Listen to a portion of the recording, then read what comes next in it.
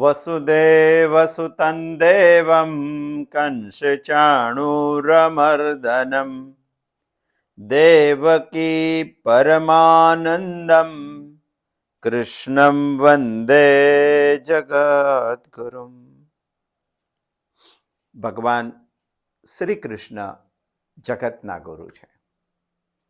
એટલા માટે આ દુનિયામાં જન્મવા વાળા પ્રત્યેક મનુષ્યના ઉત્કર્ષનો ભગવાને શ્રીમદ ભગવદ્ ગીતામાં આપણને વિચાર કર્યો છે. અક્ષર મહિનામાં ભગવાને ગીતા કહી માર્ગશીર્ષ, અને એ તત્વજ્ઞાન જો જીવનમાં આવે તો જીવનને પુષ્ટિ મળી જાય. માટે જ બીજો મહિનો હમણાં શરૂ થયો છે, પોષ મહિનો. અને જો આ દુનિયાના કોઈ પણ મનુષ્યને પુષ્ટિ મેળવવી હોય તો શ્રીમદ ભગવદ્ ગીતાનું અધ્યયન અવશ્ય કરવું જોઈએ.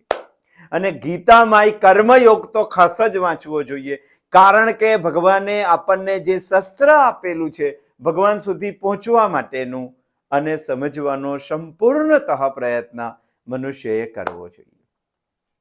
એટલે જ યુદ્ધના મેદાનમાંથી પીછેહટ કરેલો અર્જુન કર્મ કરવાની ના પાડે છે.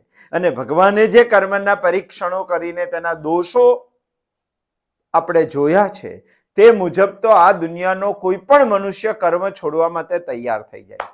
પરંતુ શ્રીમદ ભગવદ્ ગીતા કહે છે કે કર્મ ક્યારેય છોડી શકાતું નથી. ન કરવું એ પણ એક કર્મ જ છે. તો પછી મારે કરવું શું? તો ભગવાન કહે છે કે તું નિયત કરેલું કર્મ કર. ઈશ્વરે તને આ દુનિયામાં જે ઉપાધિ આપેલી છે એ ઉપાધિના સ્ટેજ ઉપર તારું જે કર્તવ્ય છે એને ધ્યાનમાં રાખીને કર્મ કર. ઉપાધિ પ્રમાણેનું કર્તવ્ય, નિત્ય કર્મ, નિયત કર્મ, કર્તવ્ય કર્મ, આ તારે બચાવવું જોઈએ. પ્રશ્ન એ ઉભો થાય કે નિયત કર્મ કરવામાં પણ ક્યારેક અહંકાર પુષ્ટિ અને સ્વાર્થ પરાયણતા આવી જાય છે, અને તો તે કર્મ બંધનમાં નાખશે જ તને. મારે તો બંધનથી મુક્ત થવું છે. એટલે ભગવાને અંતિમ ઉપાય એ બતાવ્યો કે યજ્ઞાર્થ કર્મ કર. અને યજ્ઞાર્થ કર્મ શું છે એ સમજવાનો આપણે 9મા શ્લોકમાં સંપૂર્ણ પ્રયત્ન કરેલો છે. પરંતુ આપણને પ્રશ્ન એ ઉભો થાય કે ભગવાન આવું જે તમે યજ્ઞાર્થ કર્મ કહો છો એ દુનિયામાં કોઈએ કર્યું છે ખરું? અને કર્યું હોય તો તમે મને એક એક્ઝામ્પલ આપો તો તે પ્રમાણે હું કરવાનો પ્રયત્ન કરું. અને એટલા જ માટે ભગવાને 10મા શ્લોકની શરૂઆત કરી, સહાયજ્ઞ પ્રજા સૃષ્ટવા પુરોવાચ પ્રજાપતિ અનેન પ્રસવિષ્યધ્વમ એષવો ઇષ્ટકામધુ એષવોષ્ટુ ઇષ્ટકામધુ. બહુ સુંદર વાત ભગવાને કરી. 3 મુખ્ય મુદ્દા આ શ્લોકમાં ભગવાને આપણને કીધા છે, અને 3 મુદ્દા સમજવાનો આપણે પ્રયત્ન કરીએ છીએ. એક મુદ્દો તો આપણે સમજ્યા છે. પહેલી લીટી ભગવાન એવું કહે છે, સહયજ્ઞ પ્રજા સૃષ્ટવા પુરોવાચ પ્રજાપતિ. બ્રહ્મ પ્રજાપતિએ આ સૃષ્ટિમાં પૂરો કલ્પો આદિથી યજ્ઞ સહિત પ્રજાની રચના કરી, આમ કઈ કહ્યું. એનો મતલબ એક વાત સિદ્ધ થાય છે કે બ્રહ્માજીએ સૃષ્ટિનું સર્જન કર્યું, અને બ્રહ્માજીએ સૃષ્ટિનું સર્જન યજ્ઞાર્થ કર્યું છે. પહેલા તો બ્રહ્માજીએ સૃષ્ટિનું સર્જન પ્રજાપતિએ શા માટે કર્યું તે આપણે સમજ્યા, અને સહયજ્ઞ યજ્ઞાર્થ કેવી રીતે કર્યું તે પણ આપણે સમજ્યા, અને યજ્ઞ સહિત પ્રજાને જન્મ પણ આપ્યો. જુઓ, બ્રહ્માજીએ સૃષ્ટિનું સર્જન યજ્ઞાર્થ કર્યું, પણ એ યજ્ઞાર્થ ભાવનાને ટકાવવા માટે આ સૃષ્ટિના જેટલા જીવોને જન્મ આપ્યો એને યજ્ઞ ભાવના સાથે જ જન્મ આપ્યો. યજ્ઞ ભાવના સાથે જ આપણે જન્મ લીધો છે. સહયજ્ઞ પ્રજા સૃષ્ટવા, અને એનો સમજવાનો ગયા સોમવારે આપણે સંપૂર્ણ પ્રયત્ન કર્યો. સહયજ્ઞ પ્રજા સૃષ્ટવા તો ભગવાને કરી દીધું, અને એ પણ આપણે સમજ્યા કે વ્યસ્તિ જો યજ્ઞાર્થ ભાવથી કર્મ કરશે તો સમષ્ટિની પુષ્ટિ થશે, અને તે સમષ્ટિની પુષ્ટિ વ્યષ્ટિને કરી શકશે.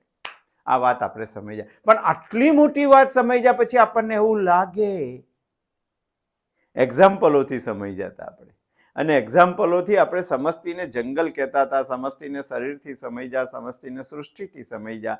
આ બધામાં હું એક વ્યષ્ટિ છું આપણે સમજ્યા. અને શરીરનું એક્ઝામ્પલ લઈને સમજ્યા કે હાથ ભલે હાથમાં લાડુ લઈને બેસે એને ટેસ્ટ આવતો નથી, એ મોંમાં મૂકી દે છે અને મોંમાં મૂક્યા પછી શરીર પુષ્ટ થાય છે. પણ શરીર પુષ્ટ થાય તો હાથ પુષ્ટ થવાનો, આ વાત એકદમ સાચી છે. એનો મતલબ સમષ્ટિ પુષ્ટ થાય તો વ્યષ્ટિ પુષ્ટ થવાની, એકદમ વાત સીધી છે.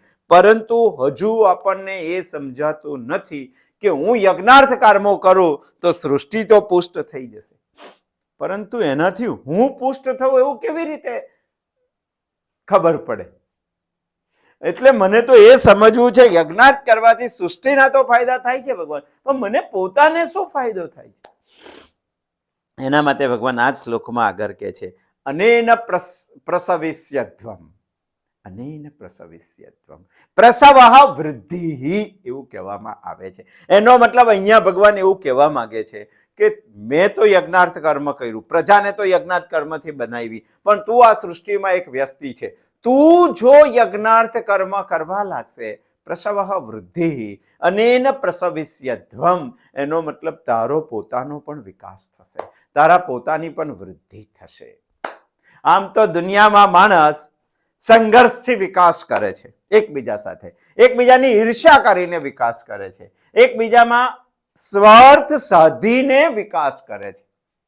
દુનિયામાં બીજા માણસને પછાડીને આપણે વિકાસ કરીએ છીએ, કોઈનું ગળું કાપીને આપણે વિકાસ કરીએ છીએ, બીજાને હલકો ગણીને આપણે વિકાસ કરીએ છીએ, પરંતુ એનાથી વાસ્તવમાં વિકાસ થતો નથી. આખી દુનિયા આજે આ પ્રયત્ન કરે છે વિકાસ કરવા માટે, વૃદ્ધિ કરવા માટે, બધાથી આગળ જવા માટે સંઘર્ષ કરે છે, ઈર્ષ્યા કરે છે, સ્વાર્થ કરે છે, બીજાને પછાડે છે, ગળું કાપે છે, હલકો ગણે છે બીજાને, અને વિકાસ કરવાની હોડમાં આગળ જાય છે. પણ શ્રીમદ ભગવદ ગીતા એવું કહે છે, અનેન પ્રસવિષ્યધ્વમ, આના વગર વિકાસ શક્ય નથી. અનેન એટલે આગળ કીધી તે વાત, શું કીધી? યજ્ઞ ભાવનાની. દુનિયામાં મનુષ્યને વિકાસ કરવા માટે, વૃદ્ધિ કરવા માટે યજ્ઞ ભાવનાની જ જરૂર પડે છે, અને યજ્ઞ ભાવના વગર વિકાસ થઈ શકતો નથી. જેમ કે આપણા શરીરમાં આ બધા વગર માત્ર યજ્ઞાર્થ ભાવનાથી જ વિકાસ થઈ શકે છે. આ શરીરમાં પણ હાથ કોઈ દિવસ સંઘર્ષ કરે છે બીજા સાથે, હાથ કોઈ દિવસ કોઈનું ગળું કાપે છે, આ પગ કોઈ દિવસ કોઈની સાથે ઈર્ષ્યા કરે છે, આ પગને કામ કરવામાં શું સ્વાર્થ છે, આંખને શું સ્વાર્થ છે? આ કોઈને આમાંનું કશું જ નથી, છતાં વિકાસ થાય છે. એનો મતલબ આ બધા જ લોકો યજ્ઞાર્થ ભાવનાથી શરીરનો, સમષ્ટિનો વિકાસ કરે છે. હાથને ક્યારેય સ્વાદ આવતો નથી, અને છતાં પણ હાથ થાળીમાંનો કોળિયો લઈને મોં સુધી લઈ જાય છે, એને ક્યારેય સ્વાદ આવતો નથી. પગને ક્યારેય ઘડિયાળ પહેરવાનું હોતું નથી, પગને ક્યારેય ટોપી પહેરવાની હોતી, ટોપી તો માથું પહેરે છે અને ઘડિયાળ તો હાથ પહેરે છે.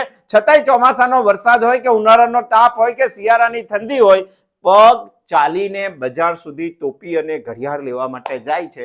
એને આમાંની એક પણ વસ્તુ પહેરવાની નથી. યજ્ઞાર્થ ભાવના. શા માટે જાય છે? યજ્ઞાર્થ ભાવના. ઘડિયાળ લેવા માટે પગ પરસેવો પાડે છે. આમ તો કેટલીક વખત એવું બને છે કે આ જીભ એવું બોલી કાઢે છે કે સામેના ઉભેલા 10 લોકોને ગુસ્સો આવી જાય છે. બોલીને જીભ તો તેના સલામત સ્થાન ઉપર જતી રહે છે, અને જો પેલા 10 જણ ગુસ્સે થઈને મારવા આવે તો જીભને મારે છે. અરે આ બધા હાથ પગને બધાને ફૂલવી દે છે, પીઠને પાછળથી મારે છે, ગાલને મારે છે, હાથને મારે. જીભ તો સલામત 32 દાંતોની વચ્ચે બેઠેલી છે, અને ક્યારેય કોઈ મારતું નથી, અને કદાચ ગાલ ઉપર મારે તો જીભને ક્યારેય વાગતું નથી. આ બોલીને જતા રહેવા વાળી જીભ, એને ક્યારેય માર પડતો નથી. બીજા શરીરના અંગોને માર પડે છે, અને છતાંય તે અંગોએ ક્યારેય જીભની ઈર્ષ્યા કરી નથી. સહાયજ્ઞ પ્રજા સૃષ્ટવા પુરોવાચ પ્રજાપતિ. એ એટલા માટે ભગવાન કહે છે અનેન પ્રસવિષ્યધ્વમ, અનેન પ્રસવિષ્યધ્વમ. યજ્ઞાર્થ ભાવના વગર પ્રસવ વૃદ્ધિ એ ક્યારેય થવાની નથી. ઈર્ષાથી નહીં થાય, સ્વાર્થથી નહીં થાય, પછાડીને નહીં થાય, ગરુ કાપીને નહીં થાય, સંઘર્ષથી નહીં થાય, બીજાને હલકો ગણીને નહીં થાય. યજ્ઞ ભાવથી થશે. અને આ દુનિયાના પ્રત્યેક માણસે સમજવું જોઈએ. અને જો આ શરીરના અંગો આ રીતે કામ ના કરે તો વિકાસ તો નહીં જ થાય, એમની દયનીય સ્થિતિ થઈ જશે. અને આ સંસારમાં પણ, આ સૃષ્ટિમાં પણ મનુષ્ય જો માત્ર સ્વાર્થ પરાયણ બનશે તો આ સૃષ્ટિની સ્થિતિ પણ દયનીય થઈ જશે. આટલા મોટા મોટા ઋષિઓ, સમજો કે શાસ્ત્રો એવું કહે છે કે યાજ્ઞવલ્ક્યના આશ્રમમાં 60,000 વિદ્યાર્થીઓ ભણતા હતા, છતાંય એક પણ વ્યક્તિ પાસે યાજ્ઞવલ્ક્ય ક્યારેય પણ માગવા માટે ગયા નથી. તો આ યજ્ઞાર્થ નથી તો શું છે? અને હવે એવી એક સ્કૂલ બતાવો જે માયકા વગર ચાલતી હોય. એકાદ યજ્ઞાર્થ કર્મ જીવનની અંદર માણસે કરવું જોઈએ. ખબર જ છે બધાને કે કમાઈ કમાઈને ભેગું કરેલું એક પણ ફૂટી પાઈ મારા સાથે આવવાની નથી. અને છતાંય માણસથી સ્વાર્થ પરાયણતા વિષય વગર કશું થઈ શકવાનું નથી. માણસ આજે તો સવારે પોતાના ઘરનો ઉમળો ઓરંગે એટલે તરત પ્રશ્ન પૂછે કે મને શું મળશે? અને જ્યારે આવો પ્રશ્ન પૂછે ત્યારે તેનાથી યજ્ઞાર્થ કાર્ય થવું બહુ જ મુશ્કેલ છે. બહુ મુશ્કેલ. એ તો સ્વાર્થ પરાયણ કામમાં જ જોડાયેલો છે. એટલે સમજવું જોઈએ કે પોઝિશન પ્રમાણે, સ્થિતિ પ્રમાણે, તમારી પરિસ્થિતિ કઈ પ્રકારની છે એ પ્રમાણે ઈશ્વરે કેટલાક નિત્ય કર્મો આપણને સોંપેલા છે. એને જ નિયત અને નૈમિત્તિક કર્મો કરીએ છીએ. ઉપાધિથી મરેલા કેટલાક કર્મો ઈશ્વરે આપણને સોંપેલા છે. અને જ્યારે આવા સોંપેલા કર્મો હોય તો તે કર્મોને સમજીને યજ્ઞાર્થ ભાવનાથી આ કર્મો કરવા જોઈએ. અને તો જ આપણો પણ વિકાસ થઈ શકે. અને એટલા જ માટે બ્રહ્માજીએ સૌથી પહેલું આ સૃષ્ટિમાં કાર્ય 100 વર્ષ એમને થાય ત્યાર પહેલા, પ્રલય પૂરો થાય ત્યાર પછી, મહાકલ્પની પૂર્વ આદિમાં બ્રહ્માજીએ સૌથી પ્રથમ આ સૃષ્ટિમાં કોઈ કાર્ય કર્યું હોય તો તે યજ્ઞાર્થ કાર્ય છે. અને આ યજ્ઞાર્થ કાર્ય તમારામાં સ્થિત થાય માટે બ્રહ્માજીએ સહયજ્ઞ પ્રજા સૃષ્ટવા નિર્માણ કરી. અને આ વાત સાંભળ્યા પછી તમને એવું લાગે કે મારું પોતાનું શું, તો બ્રહ્માજીએ ભગવાને તરત બીજી લીટીમાં વાત કરી, અનેન પ્રસવિષ્યધ્વમ. અનેન પ્રસવિષ્યધ્વમ. યજ્ઞાર્થ ભાવનાથી કર્મ કરશો તો તમારો પોતાનો પણ વિકાસ અને વૃદ્ધિ થશે. જેમ કે આ શરીરમાં અંગો યજ્ઞાર્થ ભાવનાથી કામ કરે છે તો તેમનો પોતાનો વિકાસ થાય છે. પ્રશ્ન ઘણાને એ ઉભો થાય કે મને પોતાને ફાયદો શું થવાનો છે? તો શ્રીમદ ભગવદ્ ગીતાના 3જા અધ્યાયનો 10મો શ્લોક કર્મયોગમાં આપણને એવું કહે છે, વહ એવ વહ ઇષ્ટકામધુક. તમારા જીવનની જેટલી કામનાઓની તમને ઈચ્છા કરેલી છે આ બધાની પૂર્તિ યજ્ઞાર્થ ભાવથી થશે. ભગવાન બહુ સુંદર વાત કરે છે. અહીંયા આપણને કહે છે સહયજ્ઞ પ્રજા સૃષ્ટવા પુરોવાચ પ્રજાપતિ. એ પ્રજાપતિ ઉવાચ છે, બ્રહ્માજી કહે છે. બ્રહ્માજીનું આ અમોઘ વાક્ય છે. અમોઘ વાક્ય છે. કયું અમોઘ વાક્ય છે? તમારી ઈચ્છાઓની પૂર્તિ બ્રહ્મ યજ્ઞાર્થ ભાવથી થશે. આ યજ્ઞાર્થ ભાવ કર્મ નું ઇષ્ટ ફળ આપનારી કામધેનુ બનશે. કામધેનુ એટલે તમે જે ઈચ્છા કરો તે મરી જાય. કલ્પવૃક્ષની જેમ કલ્પના છે કે એ વૃક્ષ નીચે તમે બેસીને જે ઈચ્છા કરો તરત એ વિધિને સેકન્ડમાં મરી જાય. એમ જ યજ્ઞાર્થ ભાવનાથી જ્યારે કામ કરશો ત્યારે યજ્ઞાર્થ ભાવના નામની કામધેનુ તમારી જે ઈચ્છાઓ છે તેની પૂર્તિ કરશે. વો અસ્તુ ઇષ્ટકામધુક. ઇવ વહ ઇષ્ટકામધુક. એનાથી જ તમારી બધી ઈષ્ટ કામનાઓ પૂર્ણ થશે. બ્રહ્માજીનું વચન અમોઘ છે. શું વચન અમોઘ છે? બ્રહ્માજીનું વચન છે, આ સૃષ્ટિનું કાર્ય, આ સૃષ્ટિની રચના, આ સૃષ્ટિની ઉત્પત્તિ મેં યજ્ઞાર્થ ભાવથી કરેલી છે. અને આ યજ્ઞાર્થ ભાવ સૃષ્ટિમાં પરમેનન્ટ ટકાવી રાખવા માટે મેં સૃષ્ટિની પ્રત્યેક પ્રજામાં, જીવમાત્રોમાં યજ્ઞાર્થ ભાવના સાથે જ તેને જન્મ આપેલો છે. અને પછી પ્રજાપતિએ કહ્યું અમોઘ વાક્ય, આ યજ્ઞાર્થ ભાવના તમારા જીવનમાં વિકાસ પામવી જોઈએ. અને તમારા જીવનમાં વિકાસ પામેલી યજ્ઞાર્થ ભાવનાથી તમે પોતે પણ વિકાસ પામશો. અને તમારી ઈષ્ટ કામ ધોગ, તમારી જે ઈચ્છાઓ છે એ યજ્ઞાર્થ ભાવનાથી પૂર્ણ થશે. આ બ્રહ્માજીનું અમોઘ વાક્ય છે. આ જીવનમાં મુખ્ય 4 પુરુષાર્થની આપણને જરૂર છે. આ જીવનને મુખ્ય 4 પુરુષાર્થ પ્રાપ્તિ માટે આપણે વાપરીએ છીએ.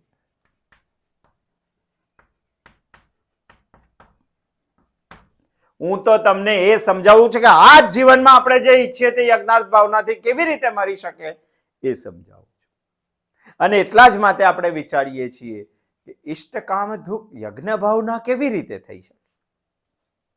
એ સમજવા માટે આપણે પુરુષાર્થને સમજીએ છીએ. પહેલો પુરુષાર્થ છે ધર્મ પુરુષાર્થ. તમે કહેશો કે અર્થ, કામ, મોક્ષ અને ધર્મ આવી રીતે આવે છે, પણ આપણે પહેલો ધર્મ વિચારી લઈએ. ધર્મ પુરુષાર્થ એટલે પુણ્ય કર્મ, પુણ્ય પ્રાપ્ત કરવાનું. આ એક એવું વિનિમય મૂલ્ય છે પુણ્ય કર્મને, કે અહીંયા તમારે કમાવવાનું અને બીજા જન્મમાં તેનું ફળ મળે. તમે જે ઈચ્છો તે મળે એવું પુણ્ય કમાવવાનું. અને પુણ્ય કમાવવાની તાકાત, પુણ્ય નિર્માણ કરવાની ક્ષમતા યજ્ઞાર્થ ભાવનામાં છે. હવે સાબિત કરવાની ક્યાં જરૂર? યજ્ઞાર્થ ભાવના કરશો તો પુણ્ય મળશે. અને એ પુણ્ય વિનિમય મૂલ્ય વાળું હોય છે, એટલે તમને એ પુણ્ય ધારે તે આપી શકે. તમે જે ઈચ્છો તે આપી શકે છે, કારણ કે પુણ્ય ભેગું છે. અને પુણ્ય કમાવાની તાકાત યજ્ઞાર્થ ભાવનામાં છે. કહેવું જ પડશે આપણે, એવ વહ ઈષ્ટ કામ ધુક. તમે જે ઈચ્છો તે પ્રાપ્ત યજ્ઞાર્થ ભાવનાથી થશે. હવે તમે ઈચ્છા કરીને શું કરો? આપણા ઋષિ મુનિઓએ, શાસ્ત્રોએ કીધું કે 4 ધર્મમાંથી જ તમે કોઈ પણ એક ઈચ્છા કરશો. 4 ધર્મ સિવાય તમારી કોઈ ઈચ્છા નથી. અને 4 ધર્મોમાં તમારી જે ઈચ્છા છે, તમારી જે કામના છે, એને પૂર્તિ કરવાની તાકાત યજ્ઞાર્થ ભાવનામાં છે. બીજો પુરુષાર્થ છે મોક્ષ.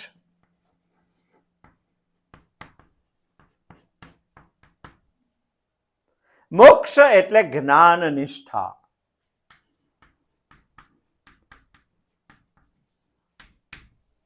જ્ઞાન નિષ્ઠા પ્રાપ્ત કરવા માટે અંતઃકરણની શુદ્ધિ જોઈએ.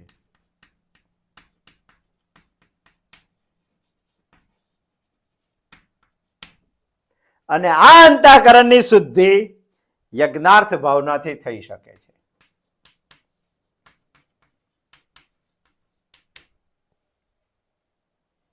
જો તમને ધર્મના બાબતમાં, પુણ્યના બાબતમાં, કે આવતા જન્મમાં કોઈ સુખના બાબતમાં, કે પુણ્યો ભેગો કરીને ફરી પાછું કોઈ સુખ મેળવવાની ઈચ્છા હોય તો ધર્મ પુરુષાર્થની ઈચ્છા છે. અને પુણ્ય કમાવાની તાકાત યજ્ઞાર્થ ભાવનામાં છે. જો તમને અહીંયાથી મુક્ત થઈ જવાની ઈચ્છા હોય તો મોક્ષની ઈચ્છા છે, જ્ઞાન નિષ્ઠા છે. જ્ઞાન નિષ્ઠા અંતઃકરણની શુદ્ધિ વગર શક્ય નથી. અંતઃકરણની શુદ્ધિ યજ્ઞાર્થ ભાવનાથી છે. જે જોઈએ તે મરી શકે છે.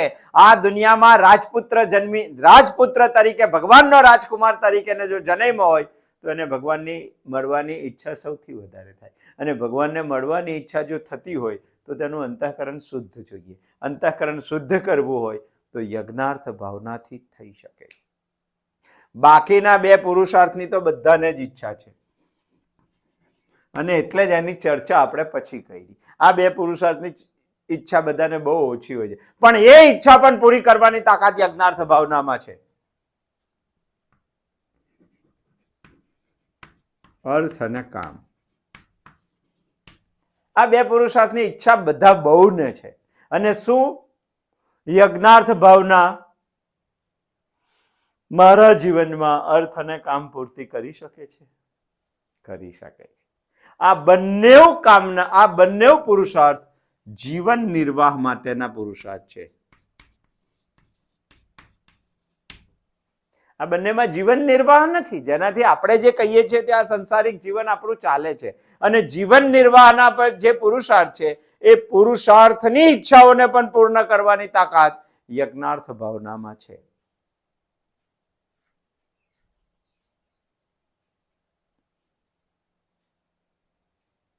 આ બે ફળ, આમાંથી મળતા જે ઈચ્છાઓ છે, આમાંથી મળતું જે ફળ છે એ બીજા જન્મમાં લઈ જઈ શકાતું નથી. એ તો અહીંયા જ કમાવાનું, અહીંયા જ પૂરું કરવાનું, અને જ આપણે કહીએ છીએ જીવન નિર્વાહ. પુષ્ટિ થાય જ છે. હાથ એવું વિચારે કે ભાઈ હું તો કોડિયા લઈ લઈને મોંમાં જ નાખ્યા કરું, મારી પુષ્ટિ કેવી રીતે થાય, મારે શું કરવાનું છે? પગ એવું કે વિચારે કે આ 60 કિલોના શરીર લઈને આખો દિવસ હું ચાલ્યા જ કરું છું, મારી પુષ્ટિ કેવી રીતે, મને શું ફળ મળવાનું છે? આ તો યજ્ઞાર્થ કામ થયું. હાથ એવું કે આ તો યજ્ઞાર્થ કામ થયું. હું 10 લાડુ હાથમાં પકડીને રાખું ને મોં ખાયા કરે તો મને શું ફાયદો થવાનો? હવે તમે આના વિશે વિચારો. હાથમાં લાડુ હોય કે કારેલું હોય, હાથને શું ફેર પડે?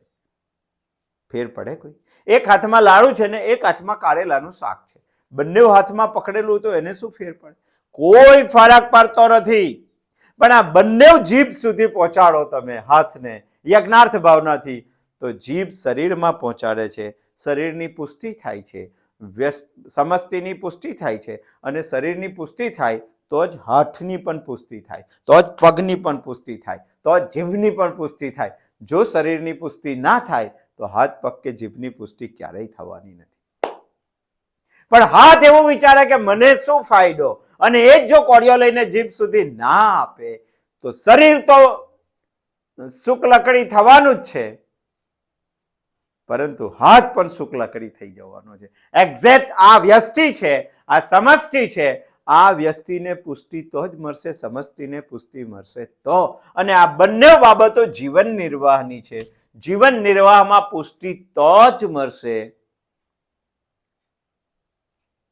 જ્યારે સમષ્ટિની પુષ્ટિ થશે ત્યારે. અને સમષ્ટિની પુષ્ટિ થશે તો હાથ અને પગ આપોઆપ મજબૂત થઈ જશે. ભલે લાડુ ખાઈ ના શકતા હોય પણ એમાં આપોઆપ મજબૂત થઈ જશે. એક હાથ આપણો સ્વાર્થી બની જાય, એક પગ આપણો સ્વાર્થી બની જાય તો ફાયદો છે કે નુકસાન છે? અને આ દુનિયામાં જીવનારો પ્રત્યેક માણસ સ્વાર્થી બની જાય તો સૃષ્ટિને ફાયદો છે કે નુકસાન છે? ખાલી હાથ એવું વિચારે કે ભાઈ આપણને ખાવા ના મળે ત્યાં સુધી આપણે કશું ખવડાવશું નહીં, આવો જો સ્વાર્થી, મને શું ફાયદો, આવું હાથ વિચારવા લાગે અને શરીરને ખવડાવવાનું બંધ કરી દે, પૈસા કમાવવાનું બંધ કરી દે તો શું સ્થિતિ થાય? દયનીય સ્થિતિ થઈ જાય શરીર. અને એવું જ આ દુનિયામાં જન્મવાળો પ્રત્યેક માણસ વ્યસ્તિ સમષ્ટિ માટેનો ક્યારેય વિચાર ના કરે અને પોતાના કુટુંબનો ને પોતાના સ્વાર્થનો જ જ્યારે વિચાર કરે ત્યારે આ સૃષ્ટિની સ્થિતિ દયનીય થઈ જાય છે.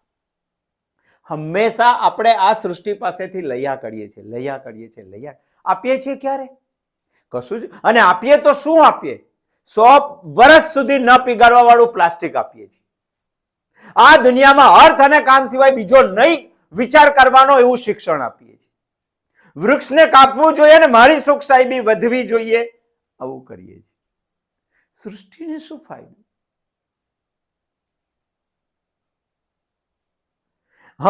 આપણે દરેક વનસ્પતિને રાસાયણિક ખાતર આપીએ છીએ, રાસાયણિક દવા છાંટીએ છીએ,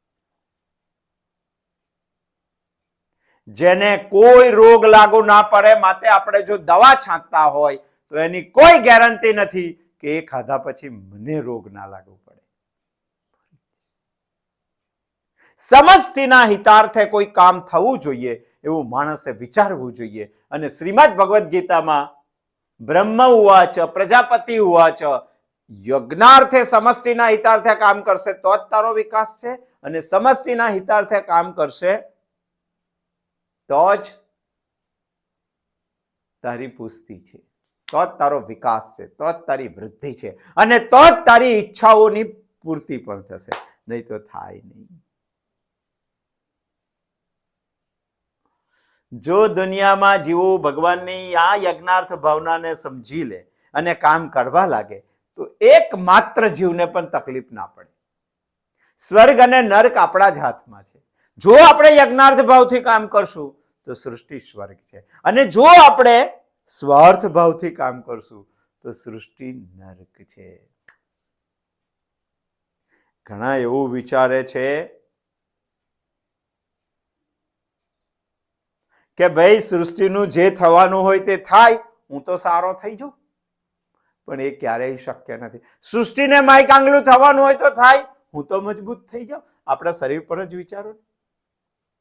પગ એવું વિચારે કે આ શરીરનું જે થવાનું હોય તે થાય, મારે ચાલવું નથી, બેસી બેસીને હું તો મજબૂત થઈ જાઉં. શું થશે દશા? અને આ દુનિયાનો વ્યસ્તી જ્યારે એવું વિચારતો થઈ જશે કે સૃષ્ટિનું જે થવાનું હોય તે થાય, આપણે તો મજબૂત થઈ જઈએ, તો શું થશે? દુનિયા પણ દયનીય બની જાય. અને એ જ સિદ્ધાંત દુનિયાના માનવ માત્રને ભગવાન શ્રી કૃષ્ણ સમજાવવા માંગે છે. એવું નથી તમારે ભગવાનને શોધવા જવાનું. તમારી ઈચ્છા તો પૂર્તિ થશે જ, તમારો વિકાસ તો થશે જ. હજુ વિચારશીલ લોકો તો એવું કહે છે કે તમે એક વખત યજ્ઞાર્થ ભાવથી કામ કરતા થઈ ગયા તો ભગવાનને શોધવા જવાની જરૂર નથી, ભગવાન તમને શોધતો આવશે. છે દુનિયામાં એવા દાખલા.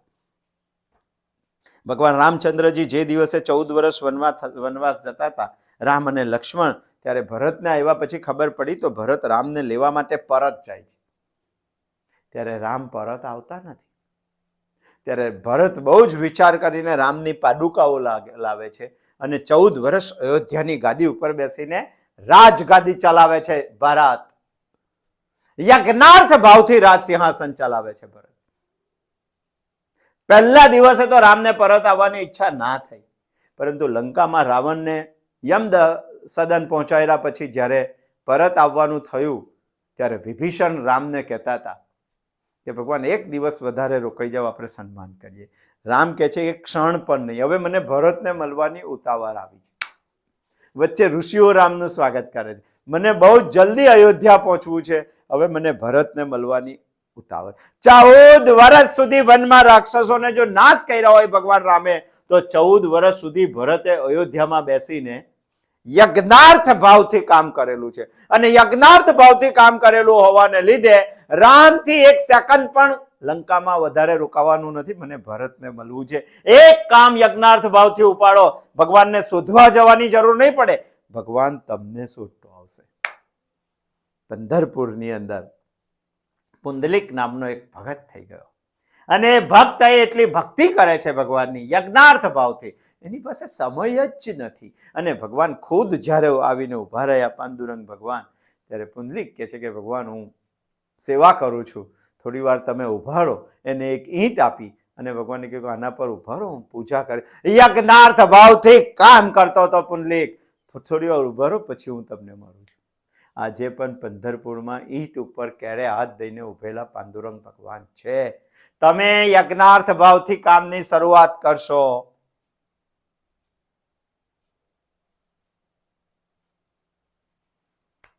તો ભગવાન પણ તમને જાતે મળવા આવશે.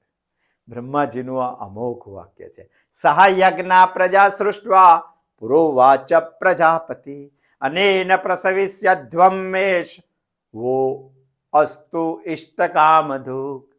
બહુ સુંદર વાત કરી છે. મેં યજ્ઞાર્થ ભાવે સૃષ્ટિની રચના કરી છે, અને યજ્ઞાર્થ ભાવ કાયમ ટકી રહે માટે અહીંયા પ્રજાઓને પણ યજ્ઞ સહિત ઉત્પન્ન કરી. અને આ યજ્ઞાર્થ ભાવના જો તું સમજીને કરશે તો તારી વૃદ્ધિ થશે, તારો વિકાસ થશે, અને તારી પ્રત્યેક કામનાઓ પૂર્ણ થશે. આગળ જઈને કેવું હોય, તારે જો ભગવાનને શોધવા હોય તો યજ્ઞાર્થ ભાવથી કર્મ કરવા લાવ. ભગવાનને શોધવા જવાની જરૂર નથી, ભગવાન તને શોધતો આવશે. સહયજ્ઞા પ્રજા સૃષ્ટવા પુરોવાચ પ્રજાપતિ. હજુય ઘણા લોકોને શંકા રહે છે કે યજ્ઞાર્થ ભાવથી કર્મ કરીશું તો સમસ્તીનું પોષણ થઈ જશે, પણ વ્યસ્તિનું શું? વ્યસ્તિને કઈ રીતે પોષણ થાય, એનો જવાબ આપવા માટે ભગવાન આપણને 10ની આગળ 11મો શ્લોક કહે છે. આવતી વખત આવશું સોમવારે આપણે 11મા શ્લોકને જોવાનો પ્રયત્ન કરશું કે મારા યજ્ઞાર્થ કામથી સૃષ્ટિ તો પુષ્ટિ થઈ જશે, પણ મારી પુષ્ટિ કેવી રીતે થશે. આવતી વખત. અસ્તુ. જય શ્રી કૃષ્ણ.